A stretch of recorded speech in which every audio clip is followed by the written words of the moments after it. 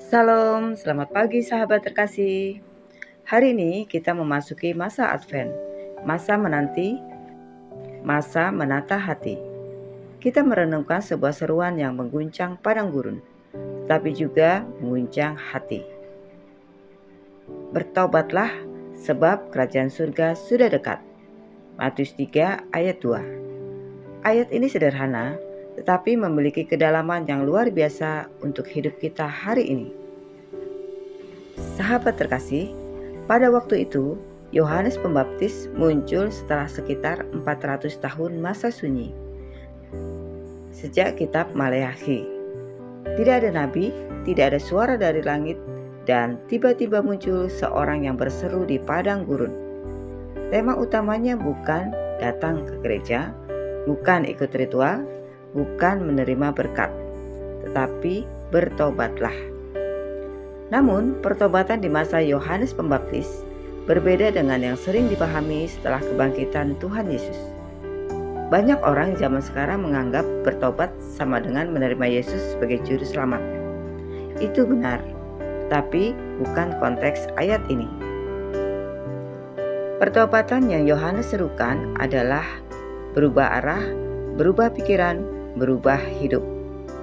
Ini adalah pertobatan sebagai proses menata hati, supaya orang-orang siap menyambut kehadiran Mesias yang akan segera dinyatakan.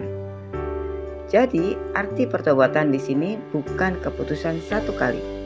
Ini pembalikan arah hidup, menata hati, membersihkan motivasi, membuang kebiasaan lama, membuka ruang bagi Tuhan bekerja. Karena kerajaan surga sudah dekat, bukan nanti, bukan besok, tetapi sedang bergerak masuk dalam kehidupan manusia. Sahabat terkasih, Matius 3 ayat 2 menegaskan dua hal besar. Yang pertama, pertobatan adalah perubahan arah hidup. Bukan rasa bersalah, bukan takut hukuman, bukan ritual.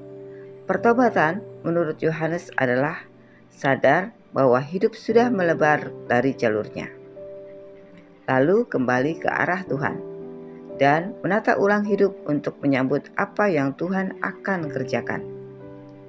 Yang kedua, kerajaan surga sudah dekat. Artinya Allah sedang bergerak, masa baru sedang dimulai, Tuhan sedang menyentuh hidup kita, dan kita diminta siap. Advent adalah masa menanti, tetapi bukan menanti pasif. Ini masa menyiapkan hati. Sahabat terkasih, Clara adalah seorang pekerja kantoran di Jakarta. Hidupnya tampak berjalan normal, kerja, pulang, istirahat. Tetapi ada satu hal yang selalu menghantuinya, yaitu rasa hampa. Suatu malam di perjalanan pulang, ia duduk di halte ketika hujan turun. Ia melihat pantulan dirinya di kaca gedung. Dan untuk pertama kalinya ia berkata dalam hati, "Aku capek menjalani hidup yang kosong. Aku capek juga jadi orang yang hanya kuat di luar. Ada banyak bagian dalam diriku yang sudah jauh dari Tuhan." Besok paginya, tanpa rencana, ia membuka renungan Advent dari gerejanya. Ayat yang muncul, "Bertobatlah, sebab kerajaan surga sudah dekat." Dan Clara menangis, bukan karena merasa buruk, tetapi karena merasa dipanggil pulang. Ia sadar, pertobatan bukan soal masa lalunya, bukan soal moral, bukan soal jadi anak baik. Pertobatan adalah balik arah dari hidup yang berjalan tanpa Tuhan. Clara mulai berubah sedikit demi sedikit, mulai berdoa lagi setiap pagi, mulai menahan diri untuk tidak melampiaskan stres dengan cara-cara yang merusak, mulai membuka hati untuk pengampunan, dan mulai memberi waktu bagi Tuhan berbicara. Tidak instan, tidak sempurna, tapi hari demi hari hatinya menjadi lebih tenang. Dan ia merasakan benar, kerajaan surga memang dekat. Allah hadir dalam hidup sehari-hari. Bukan spektakuler, tapi nyata. Sahabat terkasih, mari kita pertanyakan pada kita hari ini, apa yang Tuhan ingin ubah dalam hidup kita? Apakah sikap hati yang keras, kebiasaan buruk yang kita toleransi, relasi yang rusak, ketakutan yang kita biarkan menguasai hidup? Pertobatan bukan berarti kita harus tiba-tiba sempurna.